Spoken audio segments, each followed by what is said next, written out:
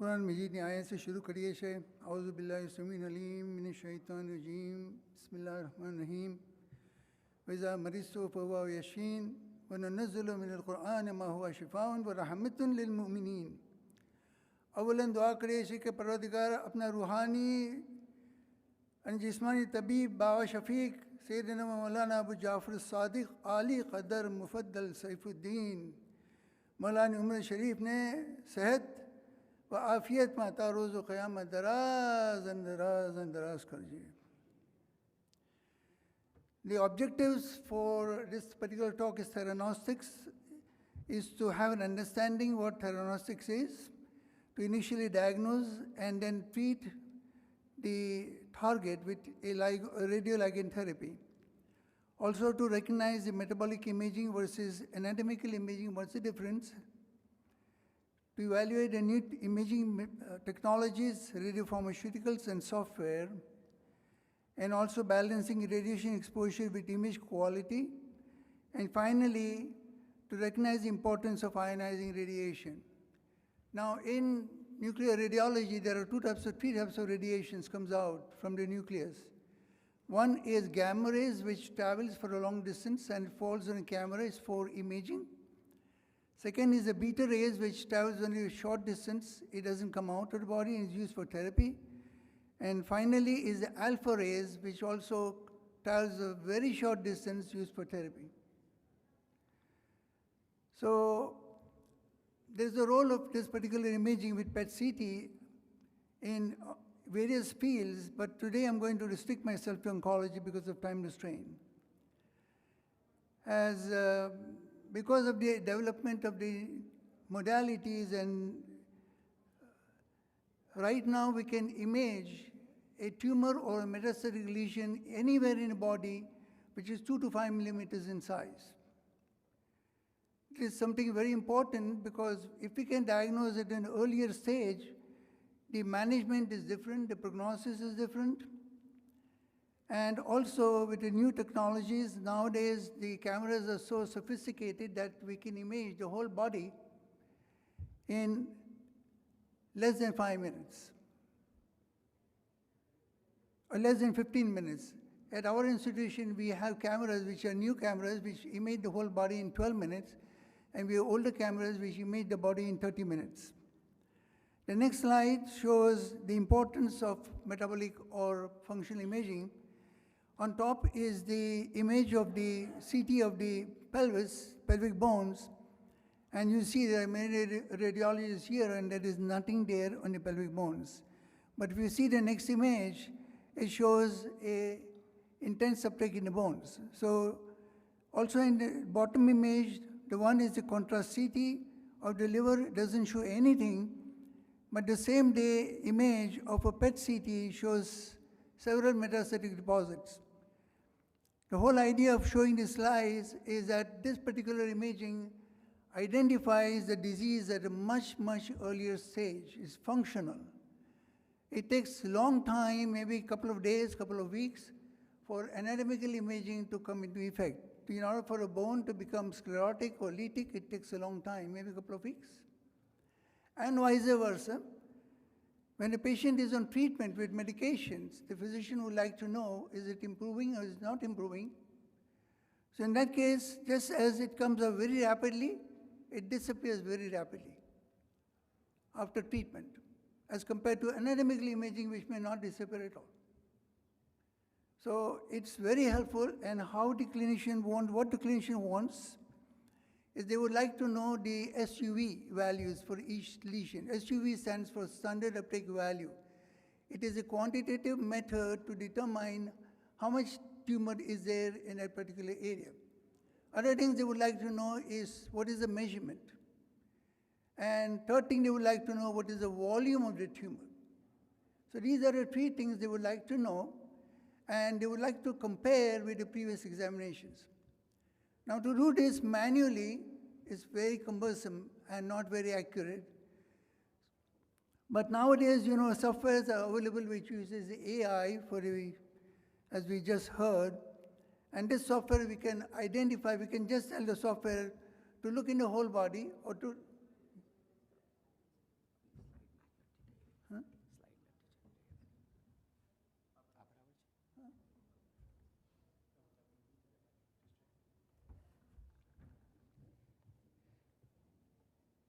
one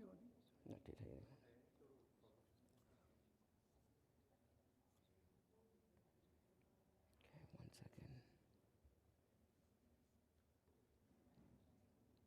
Okay, we good?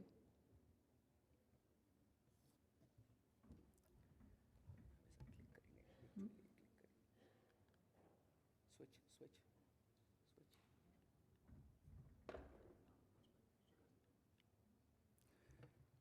So to come back to the MIM software, we can tell the software to identify the lesion in the whole body or identify the lesion in a particular portion of the body like in the lungs or lymph nodes or the bones, and it automatically calculates all the 3 parameters. And not only calculates, but it also compares with the previous results. Maybe 2 results, 3 results, 5 results, and it tabulates, and the whole tabulation can be transferred into the report. So it is very, very convenient for a clinician whether this is improving by measuring 3 different or 4 different parameters. So now I'm going to talk on neuroendocrine tumors. Now there are certain conditions. I'm going to show you that theranostics involve, first of all, to make a diagnosis that the tumor is there. And then when a tumor is there, then we can use another agent. For instance, for neuroendocrine tumors, not all tumors, there are many tumors in the body, but neuroendocrine tumors in particular is diagnosed with this particular agent, which is called as dotatate. Dotatate is an agent which goes to neuroendocrine tumor. If dotatate is labeled with copper-64 or FDG or something else, it is a diagnostic agent. So it can image the patient where the neuroendocrine tumor is. Once the neuroendocrine tumor is there, then instead of copper-64, if we attach dotatate with, say, lutetium or yttrium, which is the therapeutic agent, so we can treat the patient. It will go to wherever the neuroendocrine tumor is there in the body. So this is a very specialized medicine, which is, everything what I'm going to talk is FDA approved. It's not something in research, but it's FDA approved. Now in this case, on top is a pancreatic neuroendocrine tumor with no metastasis. In the middle one is a stomach neuroendocrine tumor. The bottom one is a renal neuroendocrine tumor with mets in the liver. Now, since I said, it can detect anywhere in the body, whole body can be imaged in 12 minutes. On this side, up till now, item 123 MIBG was supposed to be really good for diagnosing paragangliomas. But nowadays, if you see the next slide, which is the middle slide, the intensity, the sharpness is much, much better and shows many more lesions. So it has completely replaced the old MIBG. And the last slide shows unknown primary. Many times neuroendocrine tumors, we don't know where it's coming from. It's unknown primary. So with this, it can identify the unknown primary. So how does it help in the management? First of all, in this particular case, the top thing is the CT of the abdomen. The bottom one is MR of the abdomen. CT and MR doesn't show any change. But this particular imaging, this PET, shows a metastasis in the liver. So that changes the complete management. And the recent data shows that up to 60% of all patients referred for dotatate changes the management, 60%. And a major change in treatment is seen in up to 24%. Now let me tell you something. The most commonly used agent is FDG, fluorodeoxyglucose. It is a glucose metabolism, and it goes to tumor, all type of tumors. But the problem is it only goes to, now in tumors there are, as you all know, that there are spectrum, undifferentiated tumors on one side and differentiated tumors on the opposite side, and anything in between. So PET FDG goes to undifferentiated tumors only. It doesn't go to differentiated tumors. But it goes to all tumors in the body. It can be bone, can be brain, can be liver, can be lungs, can be anything, mediastinum. So what is important? So I'm going to talk about that. So how does it change the management, this particular daughter tet. First of all, it detects the primary tumor in a setting of unknown primary, as we talked. It detects metastasis anywhere in the body. It detects a recurrence. Many times after the treatment is given, there is a recurrence.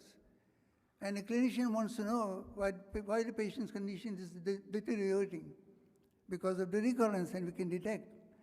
And the bottom slide is an important slide, which shows what is called the flip-flop phenomenon. I just said that FDG goes to undifferentiated tumors, and daughter tet goes to differentiated tumors. So if it goes to differentiated tumors, then we can treat this by attaching lutetium. So by doing this PET and FDG and doing this daughter tet PET, we can identify which patient is a candidate for lutetium therapy. So if it shows on a daughter tet diagnostic study, it's going to be treated. This is the same thing here.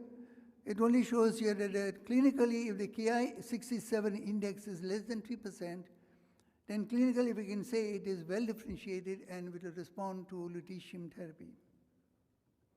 If it's high, more than 20, it is not going to respond. So it's not necessarily you have to do PET scan. Even on a clinical basis, on lab results, you can find out. Okay, and this is here to find out eligibility. Here it shows on a daughter tet which is differentiated tumors, and it's all over the place, including primary as well as liver metastasis, mediastinal metastasis. So this is a candidate. Now what we can use is a lutetium or yttrium. These are the two agents. It gives a beta radiation and doesn't come out of the body. It's very small distance. Now what I'm showing you on next slide, the study which was done in March 20, and next study was done in December 20. So a couple of months later, and it shows not full response, but a partial response. So many times there's a partial response, but even that is very helpful because it stabilizes the treatment, stabilizes the tumor. It will not increase further. Then we talk about the prostate. Prostate is a very common malignancy in men, and prostate can most commonly it can go to the bones. Osseous metastasis is very, very common. It can go anywhere. It can go to liver, it can go to lungs, it can go to anywhere. So this particular, we use what is known as Xofigo. Xofigo is a radium-223 agent, which is also FDA approved. So what is Xofigo? It gives out alpha radiations. Alpha radiation travels only for 10 cells, not even millimeters. So it will go only to prostate cancer cells. It will not damage the normal cells. So it is razor sharp that it will only kill the prostate cancer cells. How does it kill? By causing damage to the chromosomes on opposite sides. So it will damage. It is not indicated when there is a visceral metastatic disease. Why it is not indicated? Because when there is visceral metastatic disease, we are depriving chemotherapy for the patient for a long time. And if we deprive that, the disease will progress more and more. So it is used only for bone metastasis. If there is a metastasis other than bones and all over the body, now this is an example here. The bone scan is supposed to be a wonderful agent to detect any bony metastasis, but here it is negative. But as a new agent, PSMA. PSMA is a diagnostic agent, and you can see there's so much intense uptake in the spine. So this patient, but there is no visceral metastasis, so this patient is a candidate for treatment with Xofigo. If the patient has, other than bone metastasis, liver metastasis, whatever, in this last patient, then we use another agent, what is known as Pluvicto, which is also lutetium, is FDA approved. Everything is FDA approved, what I'm talking. It doesn't have alpha radiation, only has beta radiations. And it only has the gamma radiation also. What is gamma radiation? That we can image the patient after the treatment is given, like this one. The patient was given lutetium therapy, and since it is gamma radiation, so we can image where this particular agent went. It went to the bones, it went to liver, kidneys. So we can identify which organ it went to, and then that particular organ can be treated. Then we come to breast. Breast, they just came out with a new agent known as Syriana, which is an F18 agent. It's been again approved by FDA. Now, breast cancers are of various categories. It can be hormone sensitive or hormone insensitive. If it is hormone sensitive, that means can be treated with using hormones. Estrogen receptor positive tumors, as you all know. If we can identify those tumors, then we can treat those tumors with, with hormone therapy. If it is not positive on hormone therapy, then we have to use some other modes of therapy, like chemotherapy. Hormone therapy won't work. So this is if it is negative, it is very important. If the if this scan is negative with this agent, that means it is 100% negative predictive value. That means this patient has breast cancer, but is not receptive to estrogens. So it will not be treated by estrogen receptor tumors. So on the first image, it is a 9 centimeter left breast mass picked up on MRI, but there was no uptake on this study. And this was biopsied, and biopsy showed ER negative. So there was no need for biopsy if this was proved on this. Next slide on top is an FDG, and bottom slide is the Syriana. And you can see multiple lymph nodes in the axilla, but there are no lymph nodes in the right axilla on the Syriana. And the reason was that this patient had a COVID, and this lymph nodes lighted because of COVID. As I said, FDG goes to anywhere. It also goes to inflammation. So it is not specific at all. But this is very specific for tumor. The third slide, you can see there's a concurrent disease in the lymph nodes in the mediastinum. It was there in FDG, it was there in Syrianum.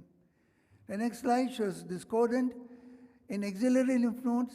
On top is the Syriana, at the bottom is the FDG. On FDG, there are multiple lymph nodes in the left axilla.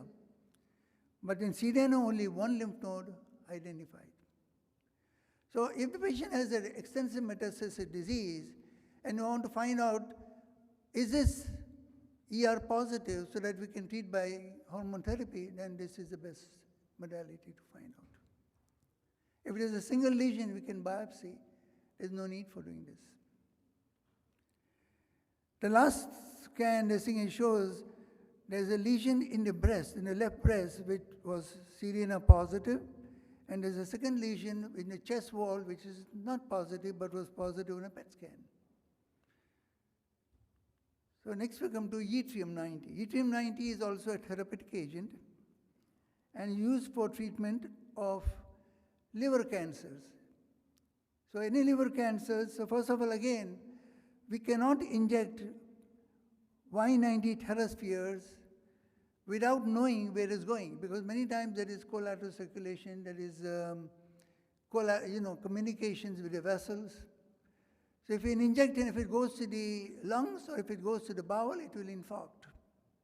So it causes more damage than doing good. So what we do, that first we do the diagnostic imaging with MAA. So if it diagnostic imaging shows activity only in the liver, then we calculate how much activity has gone to the lungs. Some activity will go to the lung because of shunting. If it is less than 10%, then we can give the full dose. If it's between 10 to 20, then we reduce the dose. If it's more than 20, we don't give the dose. And if it doesn't go anywhere except the liver, then we treat this patient with yttrium, which is very, very effective therapy for cancer. There's no need for doing any surgery. Then we come to thyroid cancer. Thyroid cancers are very common, as you all know. Again, thyroid cancers, it varies from differentiated, which is papillary follicular variety, which is the most common, to undifferentiated, which is anaplastic variety. So if it is papillary follicular variety, what surgeon does is they removes the gland, but there's always some tissue remaining because they cannot remove entire gland because of recurrent laryngeal nerve, because of parathyroid hormone, parathyroid gland is there, so some tissue is always remaining. So that tissue is now treated with iodine. Now iodine are two types. Iodine 123, which is only diagnostic, gives gamma rays only. And item 131 is about diagnostic. 1 minute. I'm done. 1 minute. So in this case, if you see, the second image is the uptake in the neck after surgery that can be treated with iodine.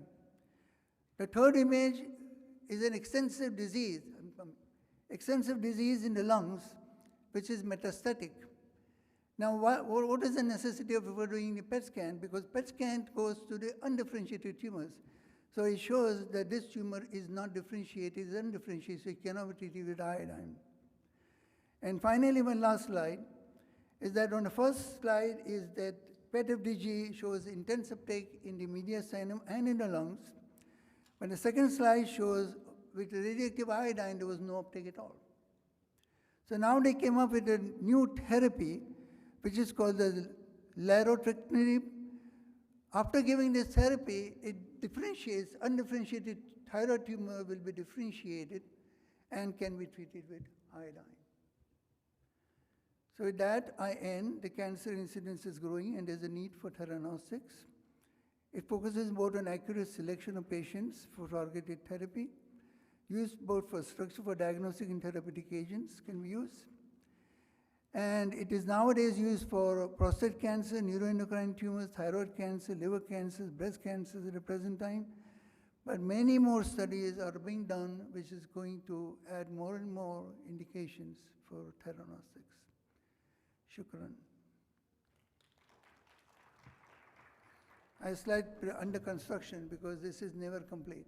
There's always new things coming up. And maybe after 6 months or 1 year, this talk may be completely obsolete. I hope not. We'll take questions at the end from the panel, so we'll continue to the next talk.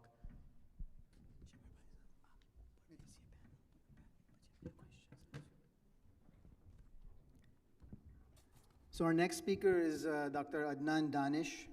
Dr. Danish got his bachelor's at Rutgers and then went to Einstein Medical College for his medical school. He's a radiation oncologist currently practicing in northern New Jersey. He's chief of the Division of Radiation Oncology at St. Joseph's Health and the medical director of Biology-Guided Radiotherapy Division at John Thur Cancer Center. He's also an assistant professor on the Division of Oncology at Hackensack Meridian Health School of Medicine. He's been in practice for 17 years and is experienced in treating all types of cancer with a special interest in cancers of the central nervous system, lungs, head and neck, prostate, breast, and GI tract. Dr. Danish has vast experience in use of all forms of radiation treatment, including IMRT, VMAT, stereotactic radiation, as well as ablative radiotherapy. He's built a very successful CyberKnife program in New Jersey, a technology that's revolutionized how radiation therapy is delivered. Currently, he's the chief of radiation oncology for St. Joseph's Health, and he's medical director of the newly formed division of biology-guided radiotherapy. He's going to give us a talk about this new form of treatment that may revolutionize how radiation therapy is delivered and how we think of the role of radiation therapy in the management of oncology patients. Please join me in welcoming Dr. Adnan Danish. So next slide here, or how do I get to the next slide? Is it loaded?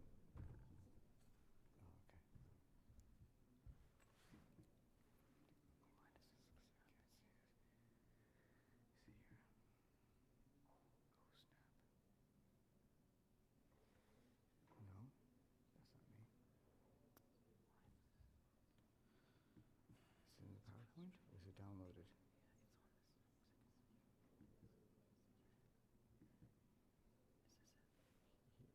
That? Go to that. Yeah, go that.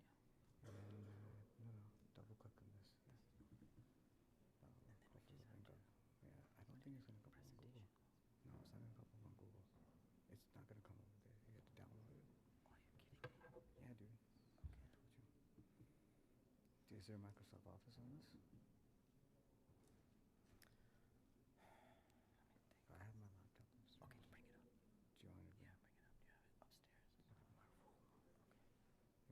Someone else, I'll come. Yeah, I'll come back to you. Okay. I have it on my phone too, but if it's in, that means you'll have to connect. I'll bring my phone. Hold on, let me make sure that Dr. Just 1 second.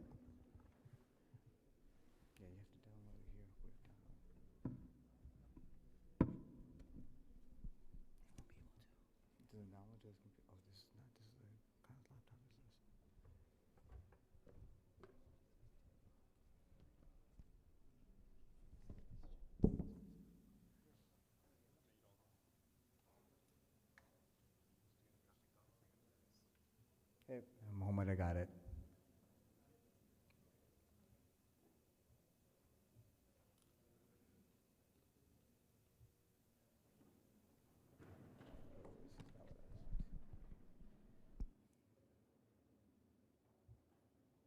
Nope. It's up, but wait.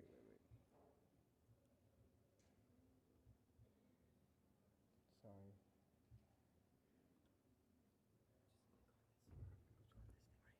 Yeah, but it shows the wrong thing. Yeah, but how do I get rid of this stuff?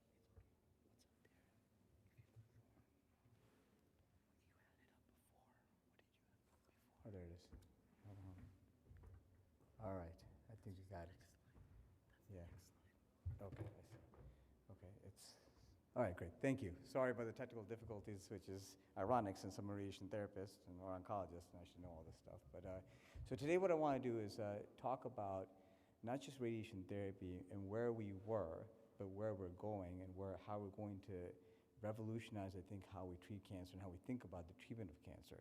I always start out with this slide because every time we talk about radiation therapy, everyone thinks it's a laser that we're just pointing at someone. It's a scene from James Bond, but the way we did radiation therapy was just open fields.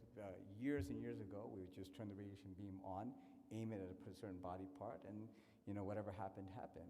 But over the years, we've become more sophisticated as to how we deliver the radiation, because ultimately, we want to be precise. We want to make sure that we are delivering the radiation therapy to where we want it and not where we don't want it, and decrease what kind of toxicities the patient can experience as a result of the radiation. So if we can be targeted, if we can be precise, then we can escalate that dose. We can and minimize the impact it would have on a person. So so if you look at the if you look all the way to the left, that's a typical linear accelerator. I mean, we use in all our departments. We use image guidance. We use a CAT scan, and what we're doing is directing the radiation towards the cancer. And so we become more sophisticated over time. The things that we're trying to solve is how do we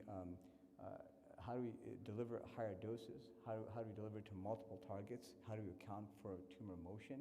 And so over time, we've developed different types of technologies. There's proton therapy, where we can deposit all the energy into the cancer and nothing around it.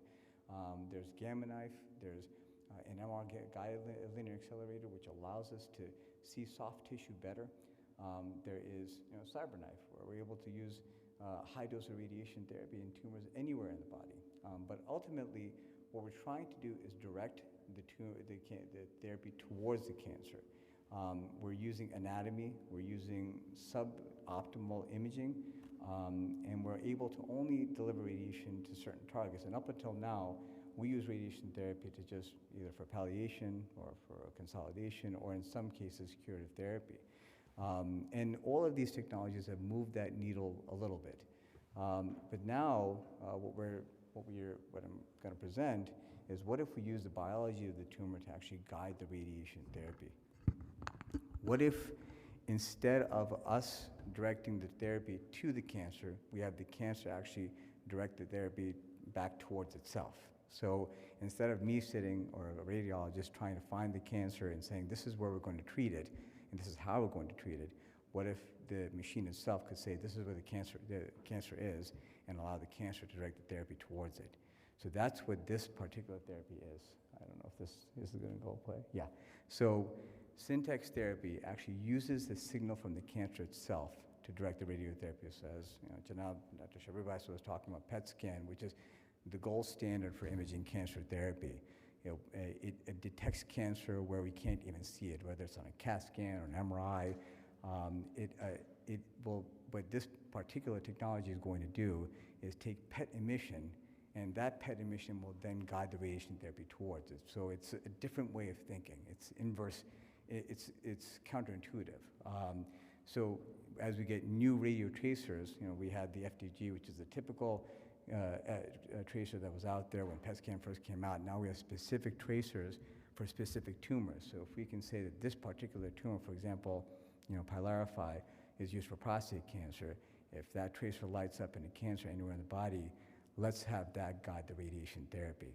So it expands the indication for treatment. Up till now, we could treat one tumor or two tumors, but if you have a machine that can actually light up the tumors and guide the radiation, you can envision a time when we could treat multiple tumors in a single treatment session.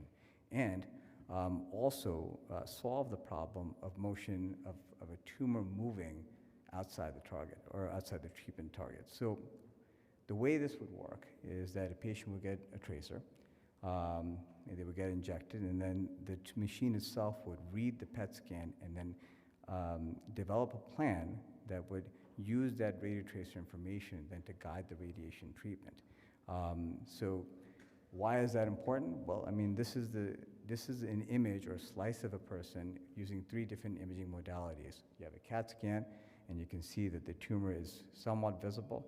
We know that MRI is better, for soft tissue delineation, but yet it's still not accounting for the biology of the tumor, because a tumor is very heterogeneous. I mean, or an organ. There could be tumor in parts of the organ, there could be tumor in not parts of the organ. So why not use the biology then to guide that treatment? And so that is what this particular modality is going to do.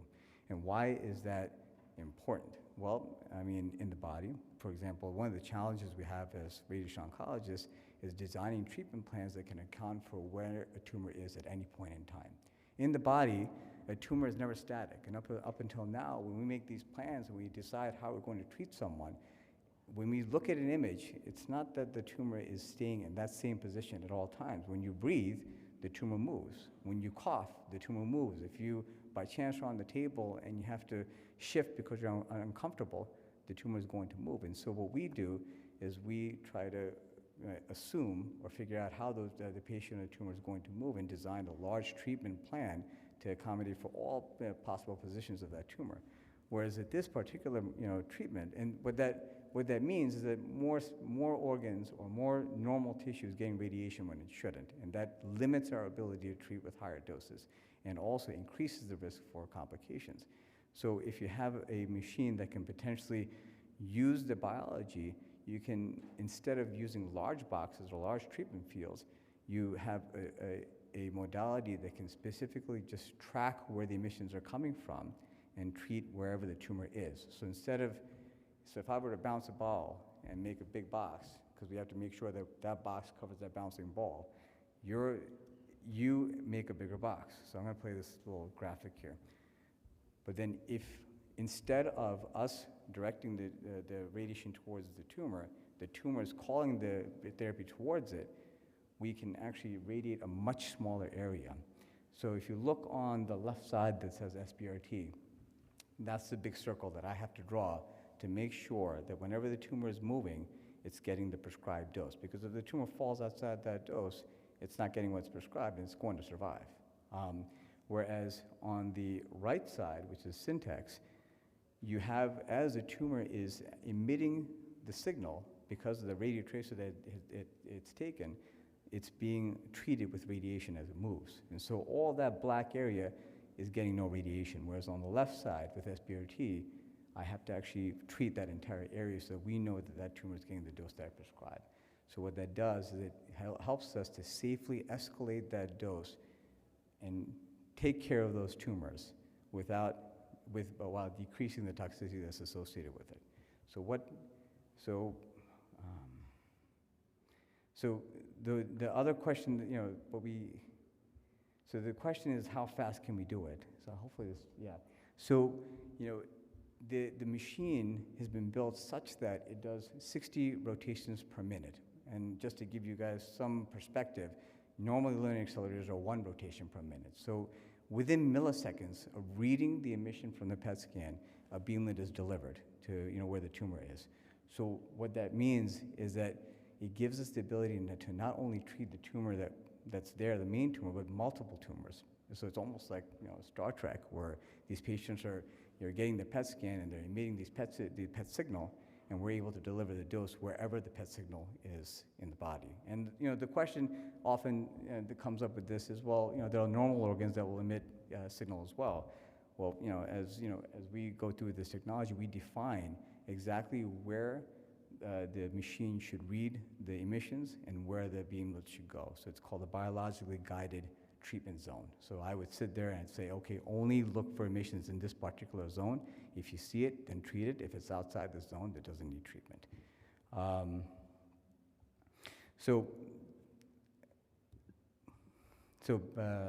I can't go backwards, can I? Oh, can I? There we go. No, I went too far.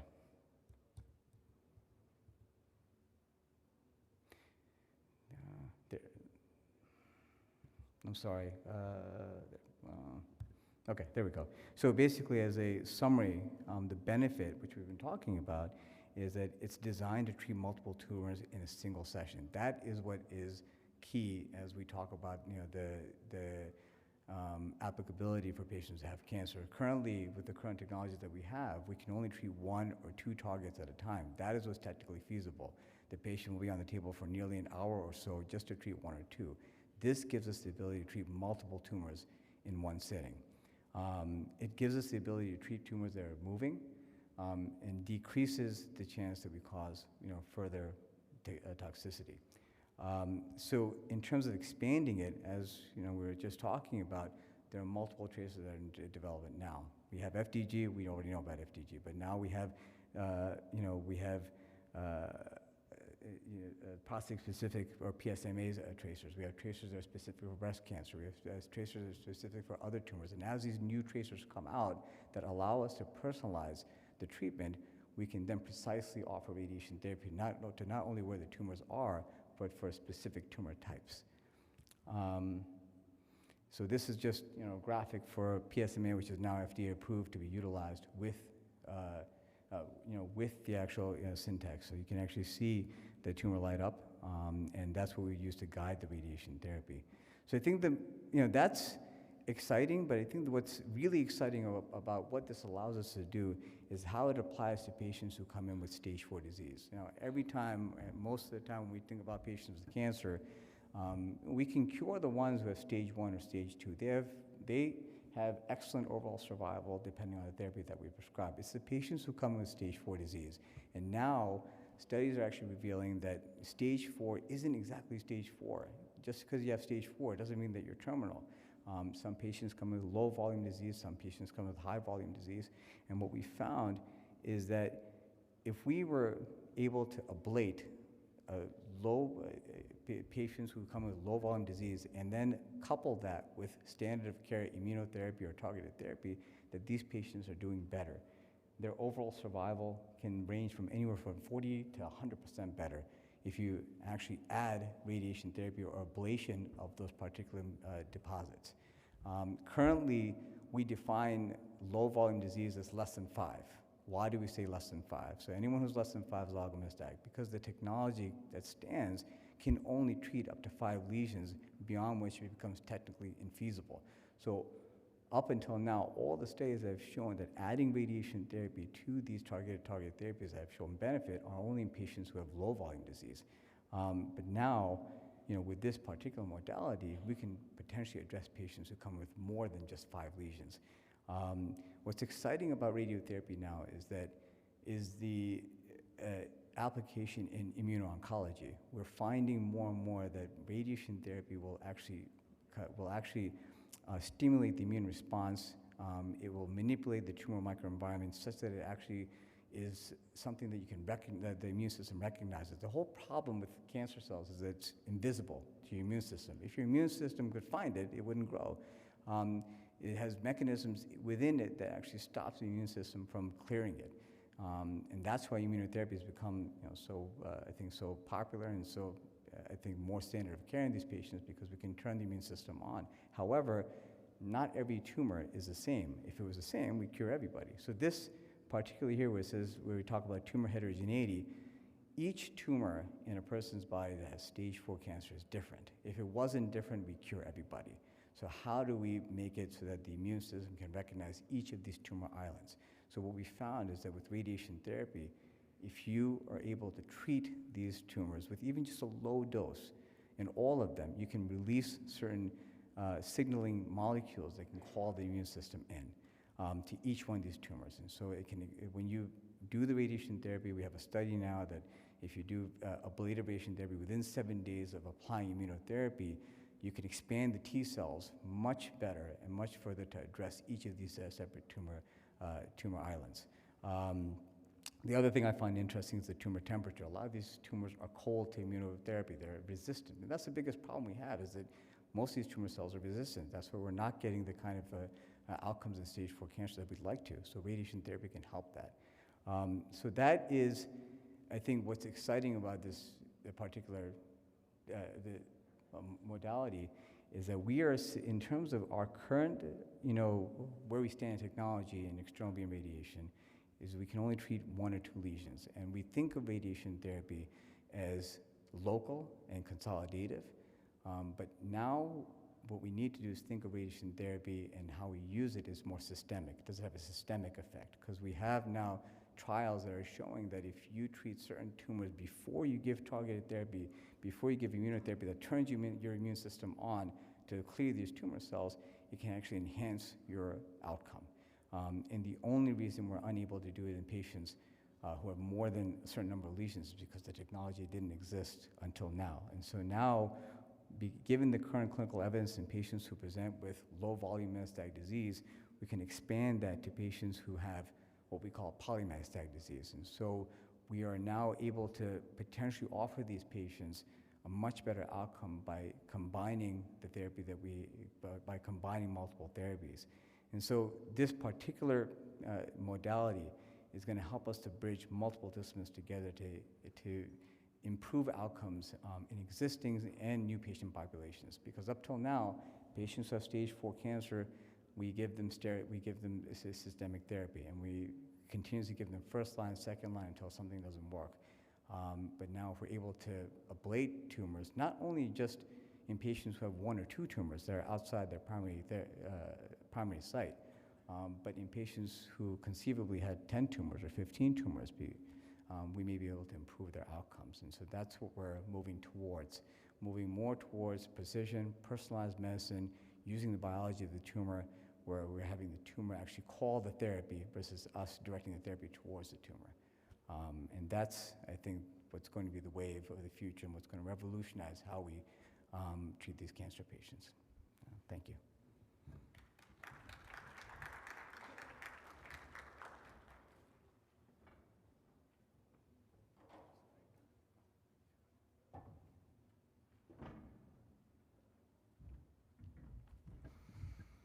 So our next speaker is Dr. Insiya bin Hussain.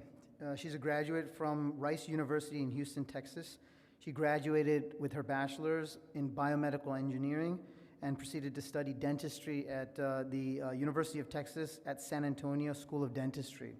So Dr. Hussain is the owner of a multi-specialty clinic, a digitally advanced clinic, dental clinic in Sugar Land, Texas, where she built it from scratch in 2014. Dr. Hussain is she's a part-time clinical assistant professor at UT Houston Dental School, and she's an active member of the Rice Alumni Volunteers for Admissions, where she enjoys interviewing prospective students applying to Rice University. She's married, lives in Sugar Land, Texas, with her husband and 2 kids. She enjoys swimming, traveling, and gardening in her free time. Dr. Hussain will be speaking on technical advances in dentistry. Please join me in welcoming Dr. Insiya bin Hussain.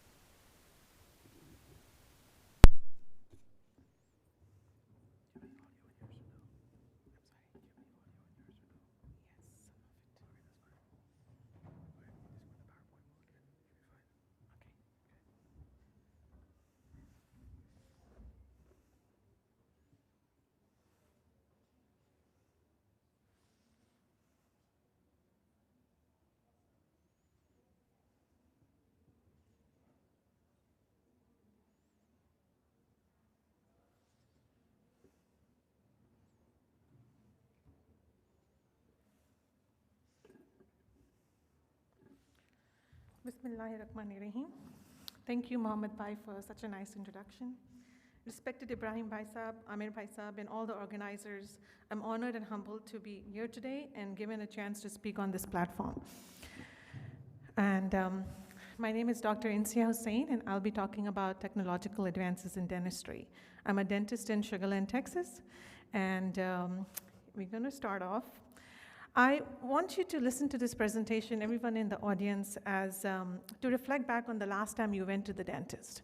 So who remembers having all that gooey stuff put in their mouth? Raise your hand. Okay. So this is what this presentation is about what is the new technology in dentistry and what else do we have to offer.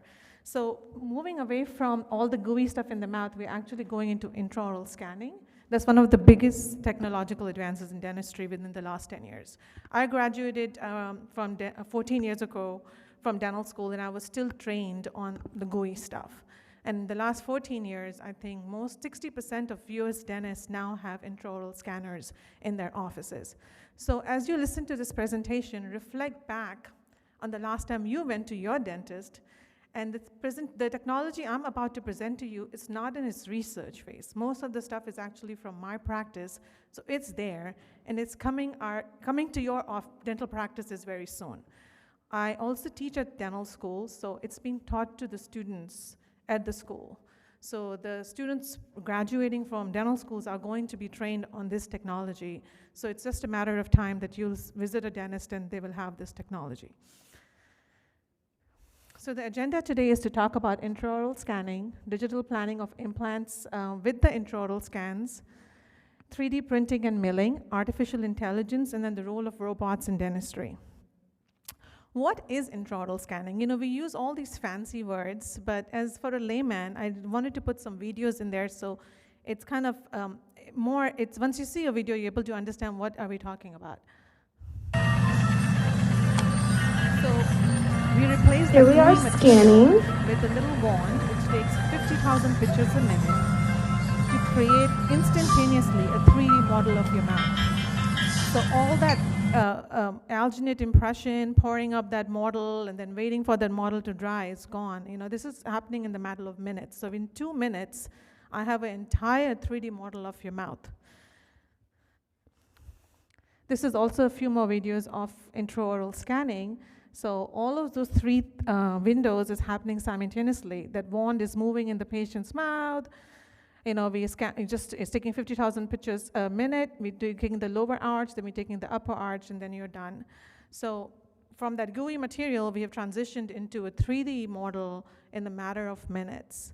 And once you have a 3D of a patient's mouth. So this is an important step when we're making these things in our office. What you can do with kind of set everything closely, so we make sure that the angle the computer has the jaw in is the same as the jaw sits in your head in real life.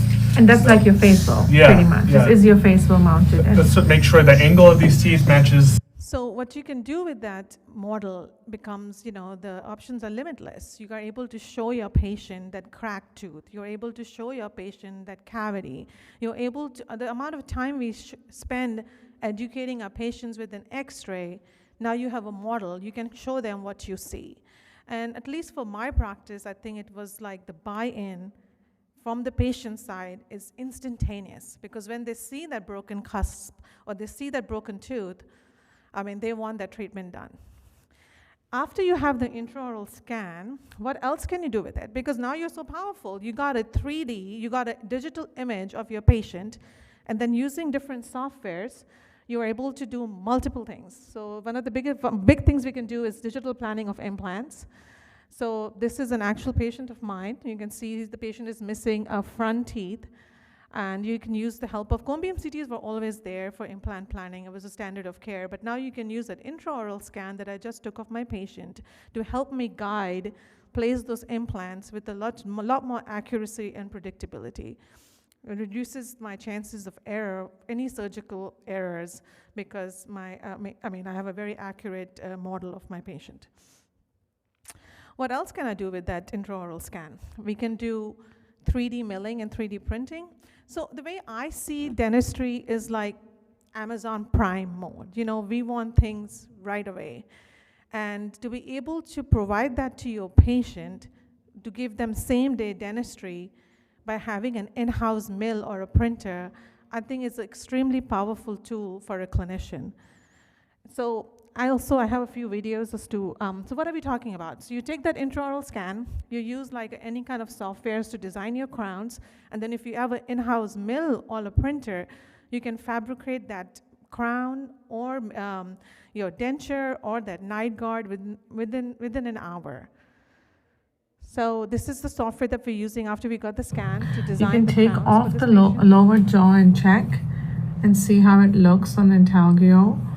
And then you can go ahead and I like to add a little bit contact right there because I like them tight, and then put it back on there. So I You can can see design how this it crown for the includes with dentist the in lower this audience. I can design this crown the way I want it. I'm not relying on a third person like a lab and hoping that they get it right.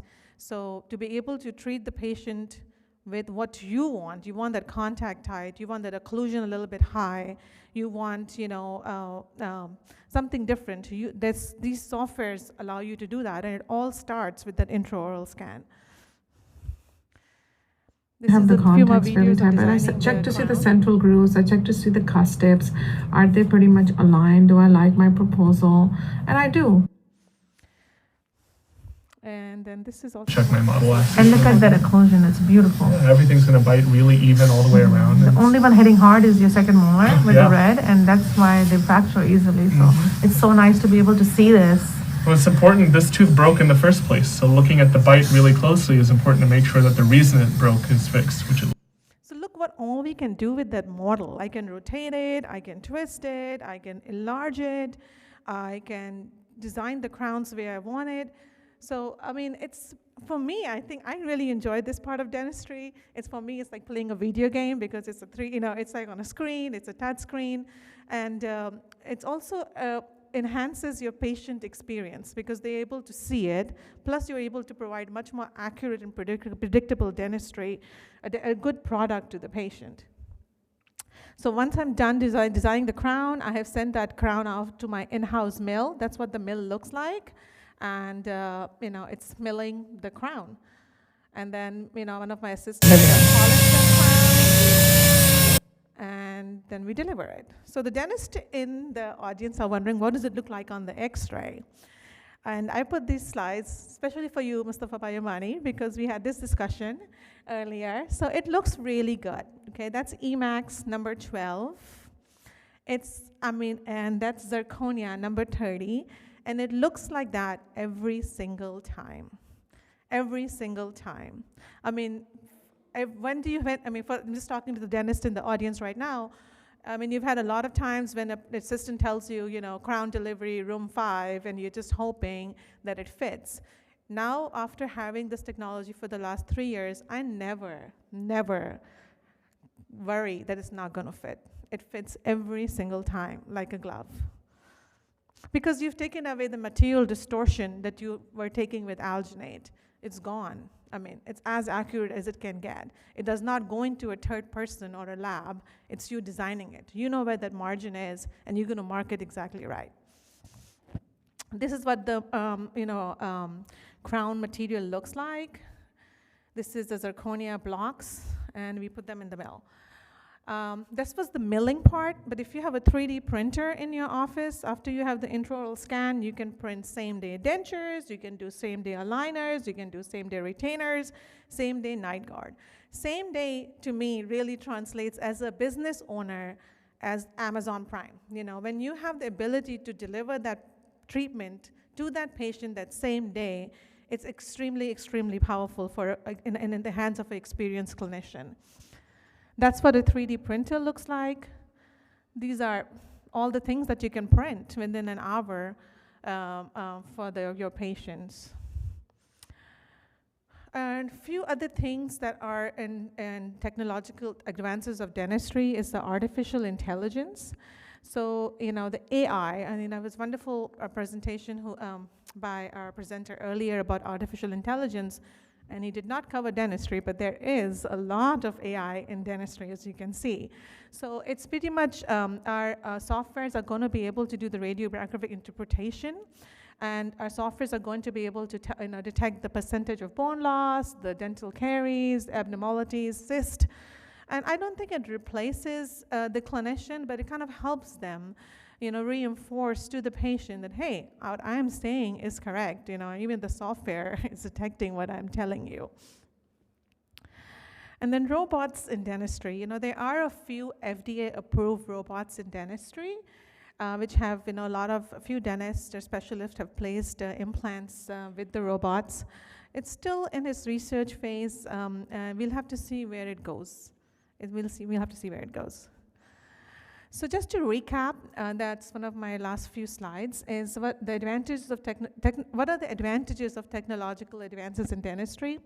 A, it brings comfort to the patient. By the raise of hands, who would want an intraoral scan over that gooey material? Nobody wants that gooey material. I don't want that gooey material. I had that done, and it's not very, very fun to get that done. It reduces your patient appointment time for delivery of any appliance from 2 to 3 weeks to like a couple of hours. So for me, I think when a patient walks in with a broken tooth, and to be able to say, yeah, I can do that for you today, I think that's extremely powerful. And technology allows us to get there. And giving them a new smile. A lot of people come with broken teeth, front teeth, especially for women, and to be able to deliver a beautiful Emax crown that same day and not have to make them wait 2 to 3 weeks is a great practice builder also. That's all I have for my presentation, and I do want to take a moment and say thank you for including dentistry on this panel. Also, a big thank you to all the organizers for organizing such a wonderful conference. Shukran.